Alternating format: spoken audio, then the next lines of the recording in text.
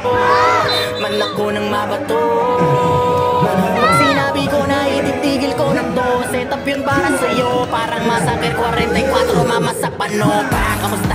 Balita ko, kamusta? Yung bawat tira ng pahaging saan na napunta, inaabangan ko pa naman. Parang ambagan sa inuman ako, yung madalas na pulutan sa kwentuhan. Hindi ba naubos yan? Pero kahit na ganoon, sinasanay ko aking sarili. Ganyan talaga pag mabait ka, lahat ay nawiwili. Kaya dapat pinipili, mag-isipan na mabuti. Walang masama na pumilatis kaysa sa huli kang magsisi.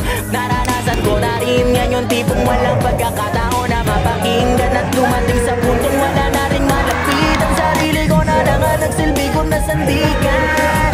Kaya walang may karapatan para sabihin sa'kin na itigil ko na yan. So sasabihin nyo wala akong pakialam, dahil nasimulan ko to nung panahon wala kayo, alam nyo yan. Di ko na kailangan pa na maliwanagan, wala na akong magagawa kung saraduhin nyo isipan. Di ko kailangan na ipilit ang sarili ko para sa inyo. Marami na akinaya ko na ako lang pumasan. Di ko pinili na lagi na mapadagan. Di ako nasanay sa maling katuwiran, kaya lumakas aking paninindigan na dapat ay manalo ko lahat ng laban. Ganun ako mag-isip, iniwas ako na magpahagit. Mas ginusto magkulong sa silid kaysa sa mundo puno na inggit. Teka